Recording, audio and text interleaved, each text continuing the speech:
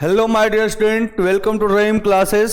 तो आज का क्लास हम लोग सेट 4, जिस तरह से सेट सीरीज चल रहा है ना, सेट 1, 2, 3 हो चुका है। अब आज आपका सेट 4 की बारी है। तो आप सभी लोग लाइव रहिए, है ना, क्लास को शेयर कीजिए और अपने दोस्तों को लाइव आने का इनविटेशन भेज दीजिए, है ना, ताकि ज़्यादा से ज़्यादा स्टूडेंट क्लास से जुड़ सकें। ठीक है, आज आप लोग का सेट 4 होने वाला है, बायोलॉजी सेट 4 आज के क्लास में होगा। तो आइए आज का क्लास स्टार्ट करते हैं। क्वेश्चन नंबर 1, है ना, क्वेश्चन नंबर 1 है आपके सामने। उत्तक संवर्धन द्वारा विषाणु मुक्त पौधे प्राप्त करने की सबसे अच्छी विधि क्या है?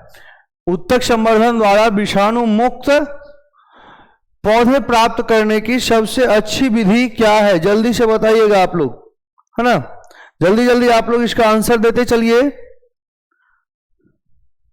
ठीक है, सबसे पहला क्वेश्चन है आपका, उत्तक संवर्धन द्वारा विषाणु मुक्त पादप प्राप्त करने की सबसे अच्छी विधि क्या है ना?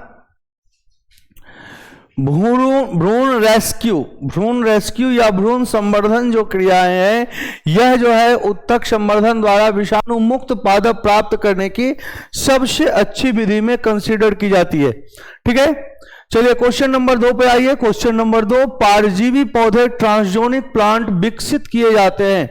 ट्रांसजोनिक प्लांट विकसित किए जाते हैं विदेशी जीन के प्रवेशन से, क्लोन एवं आनुवांशिकता रूपांतरित जीन द्वारा, आनुवांशिकी अभियांत्रिकी द्वारा, परिशुद्ध जीन्स द्वारा। परजीवी पौधे ट्रांसजोनिक प्लांट किस चीज से विकसित किया जाता है? जल्दी से बताइएगा। ट्रांसजोनिक जो प्लांट है वह विकसित होता है खास करके विदेशी जीन के प्रवेशन से। यानी कहने का मतलब हो गया कि हमारे शरीर में जो होस्ट जीन है वो तो है, हम किसी दूसरे का जीन लेकर के अपने बॉडी में अगर हम प्रवेश करवा लेंगे तो हमारा जो कैरेक्टर है वो कैरेक्टर चेंज हो जाएगा। जब कैरेक्टर चेंज हो जाएगा तो हम क्या हो जाएंगे? ट्रांसजोनिक ऑर्गेनिज्म हो जाएंगे, है ना। ट्रांसजोनिक, अगर हम प्लांट है तो ट्रांसजोनिक प्लांट, ऑर्गेनिज्म है तो ट्रांसजोनिक ऑर्गेनिज्म हो जाएंगे। क्लियर है? क्वेश्चन नंबर 3, जैव प्रौद्योगिकी यानी बायोटेक्नोलॉजी द्वारा निर्मित औषधि जिसका प्रयोग कैंसर निदान के लिए किया जाता है ना। जैव प्रौद्योगिकी के द्वारा जो औषधि निर्माण किया गया है वह औषधि को बताना है जिसका उपयोग कैंसर के लिए करते हैं। तो कैंसर के लिए इनमें से किसका प्रयोग किया जाता है? क्वेश्चन नंबर 3, देखिए क्वेश्चन नंबर 3, इंटरफेरॉन का इस्तेमाल किया जाता है। यह 3 कैटेगरी में होते हैं, अल्फा, बीटा और गामा, है ना।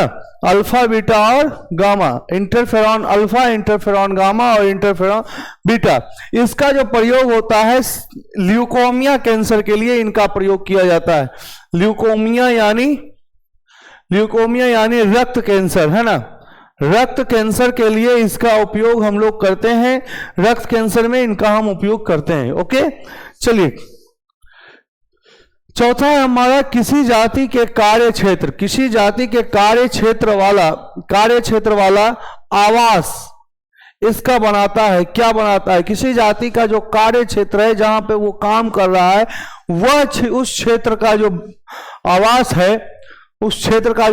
है, उसको हम क्या कहते हैं? स्थाकृत, पोषण स्तर, बाउंड्री या पर्यावरणीय निके। क्वेश्चन नंबर 4, जल्दी जल्दी आप लोग आंसर देते चलिएगा, है ना। क्वेश्चन नंबर 4, क्वेश्चन नंबर 4 का है डी, पर्यावरणीय निके, है ना, पर्यावरणीय निके। ठीक है, तो आइए क्वेश्चन नंबर 5, पादपों में सर्वाधिक पाए जाने वाले तत्व। पादप में सबसे ज्यादा तत्व कौन सा तत्व है जो पादप में सबसे ज्यादा पाया जाता है? Nitrogen, manganese, iron, carbon. कौन ऐसा तत्व है जो कि पादप में सबसे ज्यादा पाया जाता है ना?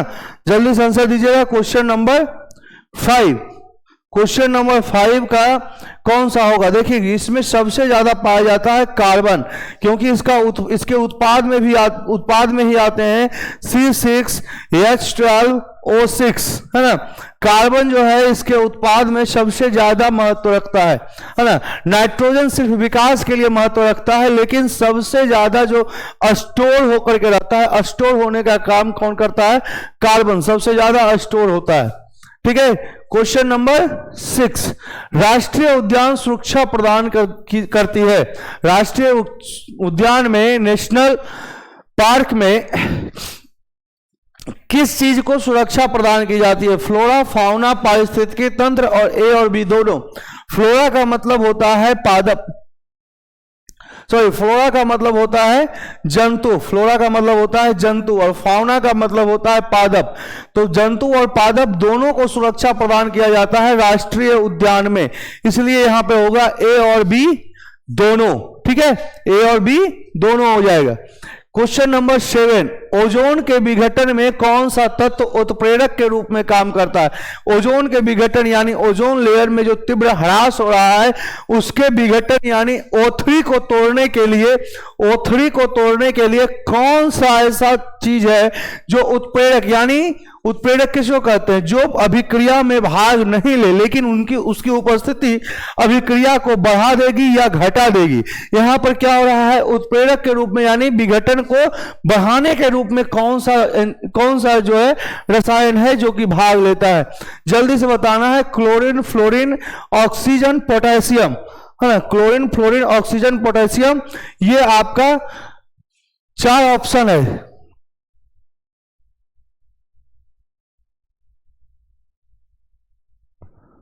उत्प्रेरक के रूप में यहां पर काम करता है क्लोरीन। ये उपयोग में नहीं आता है, अभिक्रिया में भाग नहीं लेता है, लेकिन इसके वजह से अभिक्रिया धीमी और तीव्र हो जाती है। ओके,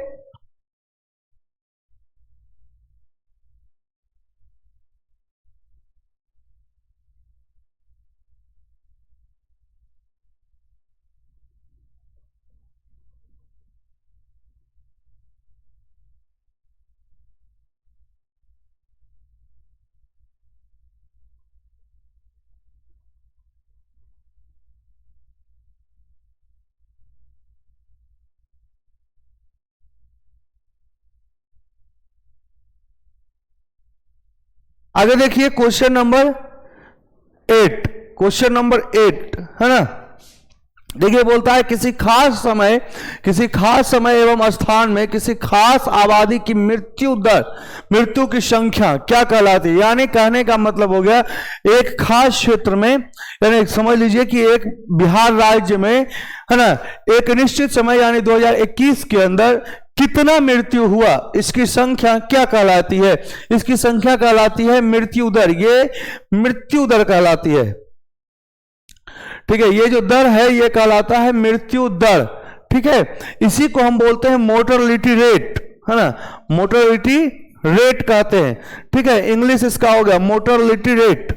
ठीक है, नेक्स्ट क्वेश्चन नंबर 9, एक सामान्य दृष्टि वाली महिला जिसके पिता वर्णाढ्य हैं की शादी एक सामान्य दृष्टि वाले पुरुष से होती है, तब उनके होने वाले पुत्र एवं पुत्रियों की वर्णाढ्यता की संभावना क्या होगी?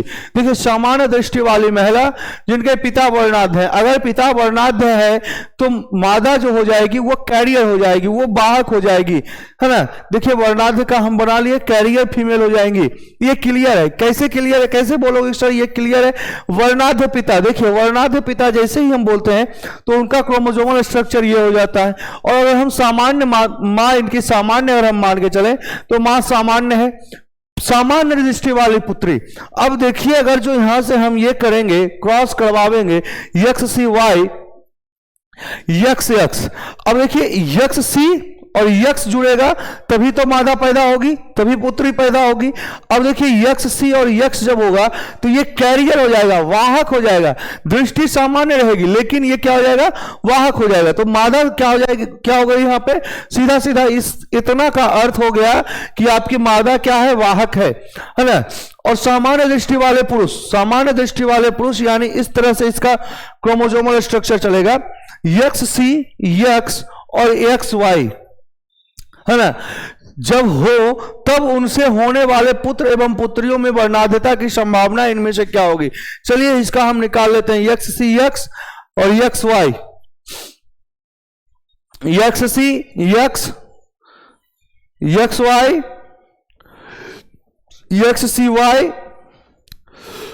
और यक्स यक्स। यहां पर देखिए ये तीन जो है सामान्य दृष्टि वाला होगा, बाहर जरूर है लेकिन दृष्टि क्या हो जाएगी, सामान्य हो जाएगी। तीन सामान्य दृष्टि वाला होगा, एक ये वर्णाध होगा, यानी यहां पे चार में से एक वर्णाध हो रहा है और वो भी क्या है, पुत्र है। तो देखिए आ जाइए, चार में से एक तो 25%, 25% वर्णाध है, पुत्र है ना, पुत्र जो है ना। लक्षण प्रारूप यानी बाहरी लक्षण से देखने वाले सब सामान्य दृष्टि की पुत्रियां है ना। ये आपका आंसर हो जाएगा ऑप्शन नंबर ए। 10 ऐसे पदार्थ जिनके प्रति प्रतिरक्षा अनुक्रिया होती है उसे क्या कहते हैं। जिनके प्रति प्रतिरक्षा अनुक्रिया होती है उसको हम क्या कहते हैं, उसको हम क्या कहते हैं, जिनके प्रति प्रतिरक्षा अनुक्रिया होती है। क्वेश्चन नंबर 10, क्वेश्चन नंबर 10, जिनके प्रति प्रतिरक्षा अनुक्रिया होती है हम उन्हें एंटीबॉडी से सूचित करते हैं, एंटीबॉडी कहते हैं। ठीक है, चलिए 11 नव डार्विनवाद के अनुसार, नव डार्विनवाद यानी नया न्यू डार्विनिज्म जो है उसके अनुसार कौन सा विकास के लिए उत्तरदायी है। क्या है जो विकास के लिए उत्तरदायी है नव डार्विनवाद के अनुसार।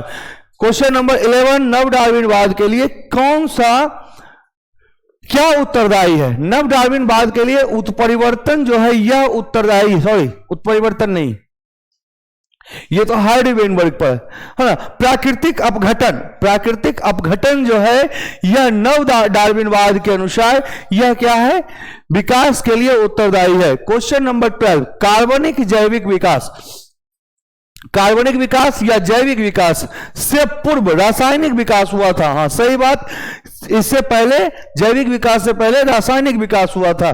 इसकी अवधारणा किसके द्वारा दी गई है। ए.आई. ऑपेरिन तथा जेवियस हेल्डेन के द्वारा, चार्ल्स डार्विन के द्वारा, आर्हेनियस के द्वारा, बैप्टिस्ट लामार्क के द्वारा। तो बैप्टिस्ट लामार्क तो कहानी खत्म हो गई, ये जीवन उत्पत्ति का सिद्धांत नहीं दिए हैं है ना, ये तो कहानी खत्म हो गया इनका। आर्हेनियस के द्वारा, आर्हेनियस क्या बोलते हैं, आर्हेनियस भी नहीं आएंगे। चार्ल्स डार्विन का विकासवाद का मत है, ये भी नहीं होगा है ना। ए.आई. ऑपेरिन तथा जेवियस हेल्डेन के द्वारा, हाँ ये दोनों सही है। ए.आई. ऑपेरिन तथा जेवियस हेल्डेन के द्वारा क्या बोला गया था कि जैविक विकास से पहले यानी बायोमोलिक्यूल्स यानी जैव अणु बनने से पहले उनके रसायन का विकास हुआ है। ठीक है, इसी तरह से एक चीज और जान जाइए, ए.आई. ऑपेरिन ने जो यह अवधारणा लिखी है यह लिखा गया है द ऑरिजिन ऑफ लाइफ में, ऑरिजिन ऑफ लाइफ में लिखी गई यह क्रिया है, यह लाइन है ना। यह कोट्स जो है, यह जो सिद्धांत इन्होंने दिया है, यह द ऑरिजिन ऑफ लाइफ यानी जीवन की उत्पत्ति, जीवन की उत्पत्ति नामक जो किताब है इनका, उस किताब में यह इन सभी चीजों को इन्होंने लिखा है। ठीक है, क्वेश्चन नंबर 13 ट्रिपल एंटीजन टीका का उपयोग नहीं होता है। ट्रिपल एंटीजन टीका का उपयोग नहीं होता है। किसमें ट्रिपल एंटीजन टीका का प्रयोग नहीं किया जाता है। क्वेश्चन नंबर 13, क्वेश्चन नंबर 13 बोल रहा है ट्रिपल एंटीजन टीका का प्रयोग किसके लिए नहीं होता है। यह टाइफाइड है जिसमें कि ट्रिपल एंटीजन टीका का प्रयोग नहीं किया जाता है। क्वेश्चन नंबर 14 ईस्ट प्रमुख स्रोत है। किसका प्रमुख स्रोत है भाई, ईस्ट। ईस्ट जो है किस चीज का प्रमुख स्रोत है, विटामिन सी, राइबोफ्लाविन, शर्करा या प्रोटीन, किसका है ना। क्वेश्चन नंबर 14 बोल रहा है इनमें से किसका, ईस्ट जो है, ईस्ट इसमें किसका प्रमुख स्रोत है। तो यह है राइबोफ्लाविन का, राइबोफ्लाविन का यह क्या बोलते हैं प्रमुख स्रोत है ईस्ट, राइबोफ्लाविन। क्वेश्चन नंबर 15 निम्न में से कौन से सूक्ष्म जीव जेनेटिक इंजीनियरिंग यानी जीई में काफी उपयोगी है ना। काफी उपयोगी, यानी जेनेटिक इंजीनियरिंग की शुरुआत इस तरह से बोल सकते हो कि जेनेटिक इंजीनियरिंग की शुरुआत किस सूक्ष्मजीव से होती है और कौन से किस से सूक्ष्मजीव पर सबसे ज्यादा प्रयोग किया गया, ये हम बार बार बोलते हैं, इसेरिया कोलाई, ई कोलाई के ऊपर सबसे ज्यादा जेनेटिक इंजीनियरिंग किया गया है। सबसे ज्यादा जो ये एक्सपेरिमेंट है वो इसेरिया कोलाई पर किया गया है, लेकिन जेनेटिक इंजीनियरिंग के स्वरूप में एग्रोबैक्टीरियम ट्यूमिफेशियंस भी बहुत ज्यादा उपयोगी है। तो ये दोनों जो सूक्ष्मजीव हैं, ये दोनों सूक्ष्मजीव जेनेटिक इंजीनियरिंग के लिए, आनुवांशिकी अभियांत्रिकी के लिए बहुत ही जरूरी है। ये जीवाणु है और ये भी जीवाणु है, ठीक है। आगे देखते हैं, प्रतिजैविक फ्लेविसिन किससे प्राप्त होता है? प्रतिजैविक फ्लेविसिन किससे प्राप्त होता है ना? देखिए जल्दी से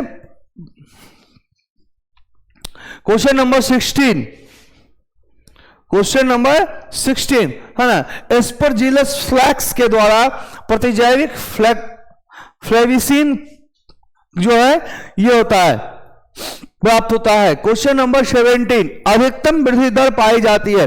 अधिकतम वृद्धि दर किसमें पाई जाती है? सबसे तेज वृद्धि है ना, सबसे तेज गति में जो अपना विकास करता है उसको हम क्या कहते हैं?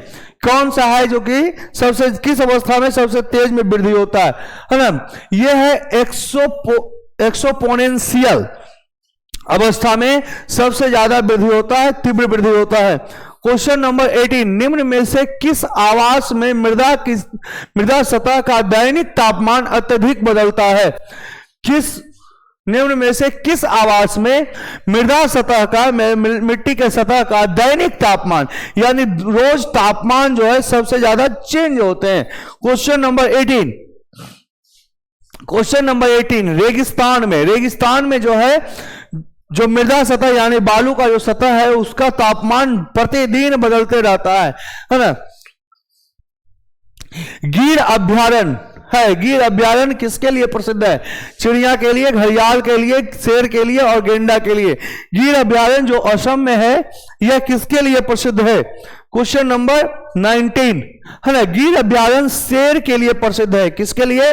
शेर, लायंस के लिए गिर अभ्यारण्य सबसे ज्यादा प्रसिद्ध है। क्वेश्चन नंबर 20, ओजोन परत किस स्तर पर पाया जाता है? यह जो है स्ट्रेटोस्फेयर, लिथोस्फेयर, ट्रोपोस्फेयर, हेमिस्फेयर, यह चारों जो है यह वायुमंडल के परत को वायुमंडल का परत है। किस परत में? ओजोन परत पाया जाता है, यानी O3 लेयर किस परत में होता है? Question number 20, question number 20, stratosphere में क्या पाया जाता है? O3 पाया जाता है, ओजोन लेयर पाया जाता है। ओके। क्वेश्चन नंबर 21, निम्न में से कौन रिट्रोवायरस है? रिट्रोवायरस है ना, आरटी वायरस कौन सा है? आरटी वायरस है ना, आरटी वायरस कौन सा है? रिट्रोवायरस कौन सा है? तो रिट्रोवायरस जो है एड्स है। एड्स का जो वायरस है HIV, इसमें रिवर्स ट्रांसक्रिप्शन के ये गुण पाए जाते हैं, रिवर्स ट्रांसक्रिप्शन के कैरेक्टर पाए जाते हैं, इसलिए हम इसको रिट्रोवायरस कहते हैं। रिवर्स ट्रांसक्रिप्शन का मतलब होता है आरएनए से डीएनए का निर्माण। जो वायरस आरएनए से डीएनए का निर्माण कर लेते हैं उसे हम रिट्रोवायरस कहते हैं, और HIV में यही गुण पाए जाते हैं। बात समझ में आ रही है?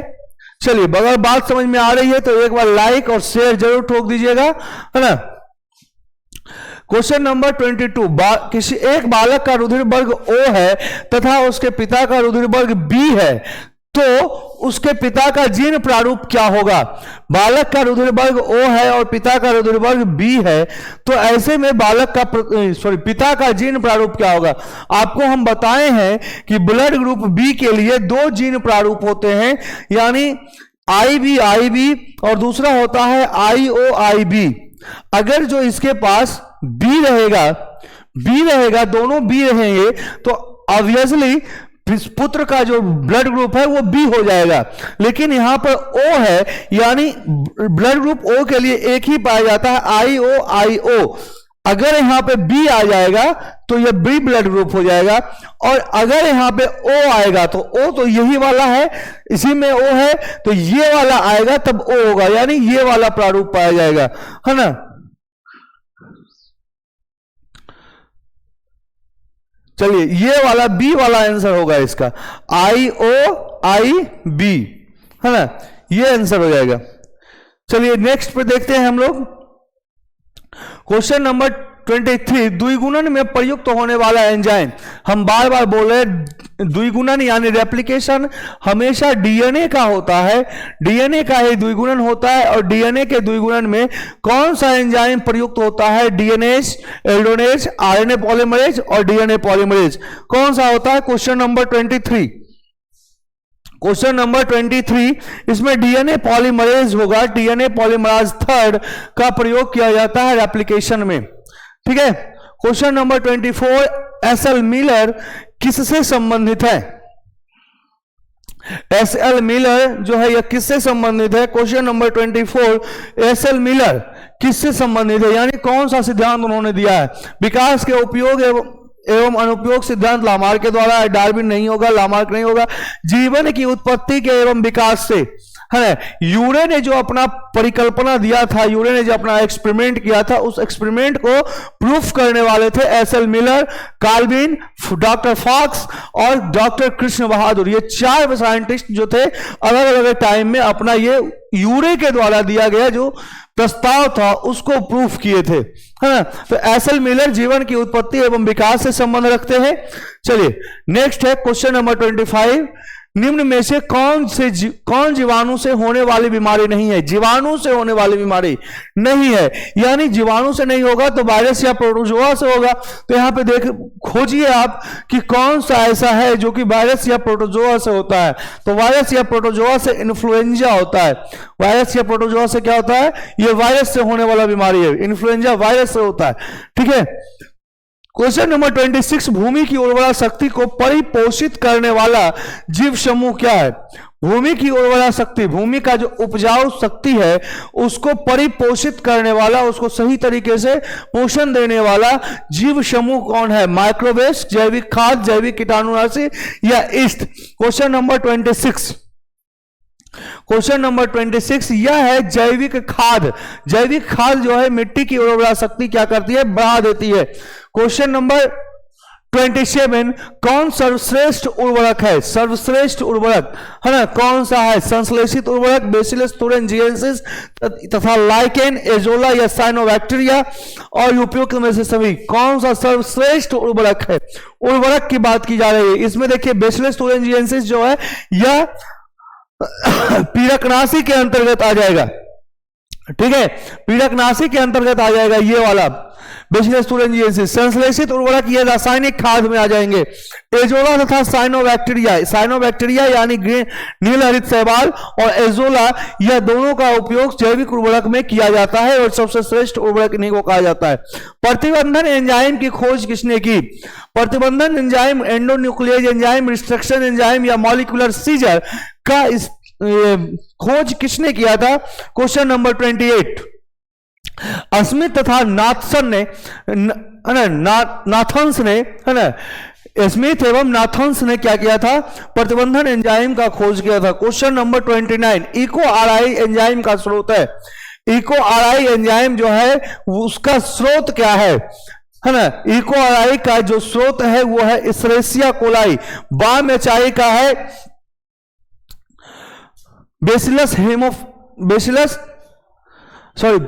बाम एचआई,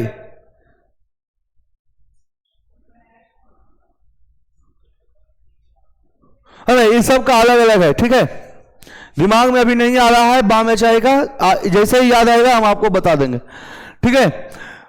विज्ञान जो अनुवांशिकी को पर्यावरण से जोड़ता है, अनुवांशिकी को पर्यावरण से जोड़ने का काम जो करता है उसको हम कौन सा विज्ञान कहते हैं? क्वेश्चन नंबर 30, क्वेश्चन नंबर 30, वैसा विज्ञान जो अनुवांशिकी को पर्यावरण से जोड़ता है जीकोलॉजी, जीकोलॉजी कहलाता है। क्वेश्चन नंबर 31, क्वेश्चन नंबर 31, द्वितीयक नग्न क्षेत्र, द्वितीयक नग्न क्षेत्र में अनुक्रमण कहलाता है। द्वितीयक नग्न क्षेत्र में अनुक्रमण क्या कहलाएगा? क्वेश्चन नंबर 31, द्वितीयक नग्न क्षेत्र में अनुक्रमण कहलाता है, यह हो जाएगा ऑप्शन नंबर बी, है ना, सबसीयर, सबसीयर कहलाता है।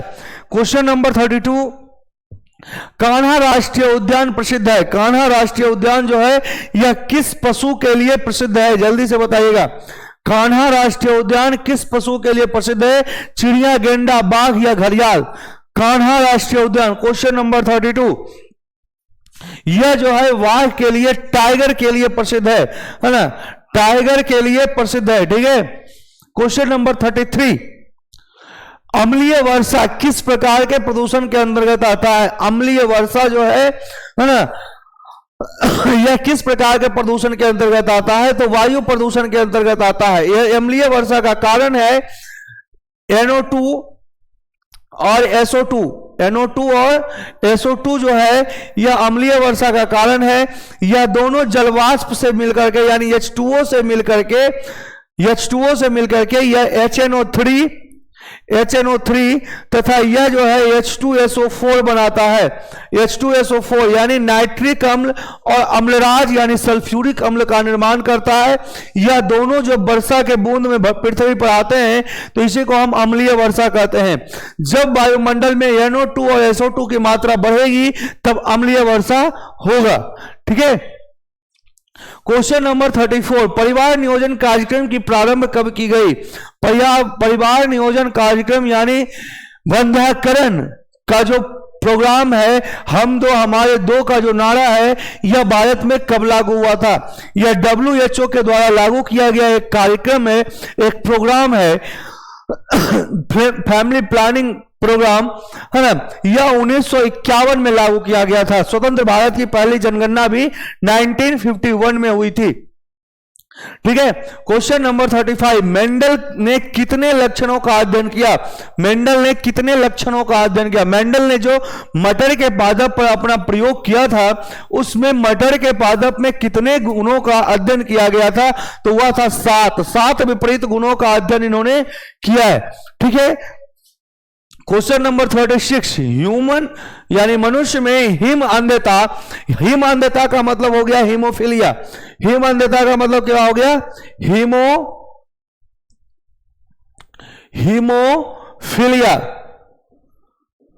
हीमोफीलिया का मुख्य कारण क्या है? हीमोफीलिया का मुख्य कारण क्या है? यूवी बीटा किरण का अवशोषण, इंफ्रा विकिरण का अवशोषण, कॉस्मिक किरण का अवशोषण, स्वच्छंद मंडल में हिम अपरदन।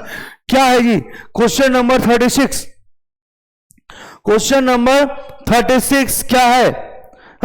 36 का हो जाएगा यूवी बीटा किरण का अवशोषण। यूवी रे का अवशोषण जो है यह हिम अंधता को प्रोत्साहित करता है। ठीक है, क्वेश्चन नंबर 37, किसी जीव का विकासकीय इतिहास कहलाता है। किसी जीव, कोई भी जीव है उसका विकासकीय इतिहास यानी कहां से हुआ, विकसित हुआ, कैसे कैसे हुआ, विकास किया, इस इतिहास को, इस हिस्ट्री को हम किस नाम से जानते हैं? क्वेश्चन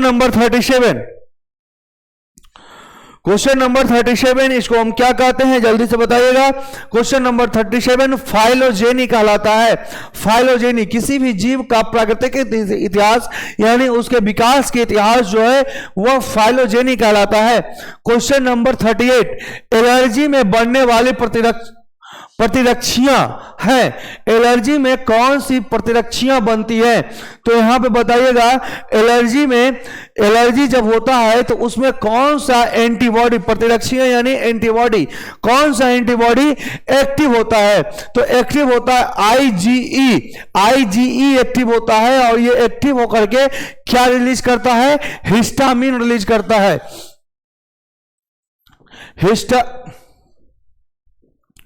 हिस्टामिन रिलीज करता है और यह हिस्टामिन जो है यह जिस भी उत्तक से, जिस भी कोशिका से रिलीज होता है उस कोशिका को फुला देता है, उस कोशिका में सूजन ला देता है। क्वेश्चन नंबर 39, मिट्टी को उपजाऊ बनाने में सहायक है। मिट्टी को उपजाऊ बनाने के लिए कौन ऐसा चीज है जो सहायक है यानी सहायता प्रदान करता है मिट्टी को उपजाऊ बनाने के लिए? ऑब्वियसली जैविक खाद जो है यह मिट्टी को उपजाऊ बनाने में बहुत सहायता प्रदान करता है। क्वेश्चन नंबर 90, शराब उद्योग में किस सूक्ष्मजीव का प्रयोग करते हैं? शराब उद्योग यानी रम, विस्की, बियर, ब्रांडी, इन सभी के निर्माण में हम किस सूक्ष्मजीव का उपयोग करते हैं? तो वो आता है हमारा ईस्ट आता है। किसका प्रयोग करते हैं जी? हम ईस्ट का प्रयोग करते हैं। हम किसका प्रयोग करेंगे? ईस्ट का हम प्रयोग करेंगे, ठीक है ना। चलिए क्वेश्चन नंबर 41, डीएनए फिंगरप्रिंटिंग के लिए डीएनए प्राप्त किया जाता है। डीएनए कहां से प्राप्त करेंगे भाई? कहां से डीएनए प्राप्त किया जाएगा? श्वेत रुधिर कणिका से, है ना, बाल के जड़ कोशिकाओं से, देह स्राव से, इनमें से सभी, है ना, सभी जगह से डीएनए, जहां मतलब कि हमारे शरीर की कोई भी कोशिका हो उसमें डीएनए पाया जाता है, उससे हम डीएनए प्राप्त कर सकते हैं। यानी इनमें से सभी होगा, यहां पर इनमें से सभी, किसी से भी हम डीएनए प्राप्त कर सकते हैं। हमको डीएनए चाहिए, हमको व्यापार नहीं करना है, हमको कुछ ज्यादा कुछ नहीं करना है, हमको डीएनए चाहिए, हम कहीं से भी डीएनए ले आए, है ना, ठीक है।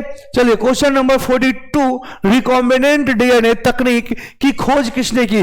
रिकॉम्बिनेंट डीएनए यानी संश्लेषित डीएनए की तकनीक की खोज किसने की? किस वैज्ञानिक के द्वारा रिकॉम्बिनेंट डीएनए की खोज की गई थी? क्वेश्चन नंबर 42, है क्वेश्चन नंबर 42, रिकॉम्बिनेंट डीएनए की खोज किनके द्वारा की गई थी? स्टेनले कोहेन तथा हर्बर्ट वायर।